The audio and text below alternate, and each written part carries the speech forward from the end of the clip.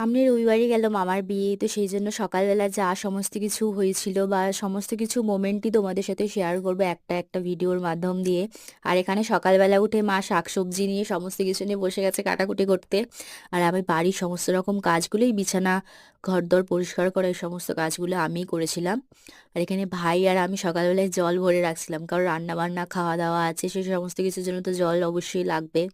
আর এখানে মা সবজি কাটছিল, ফুলকপি।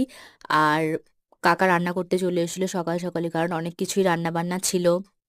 ফুলকপি, ডাল, আলু ভাজা, তারপরে পাঁপড়, চাটনি, মিষ্টি, এই সমস্ত কিছুই ছিল, তো হয়েছিল।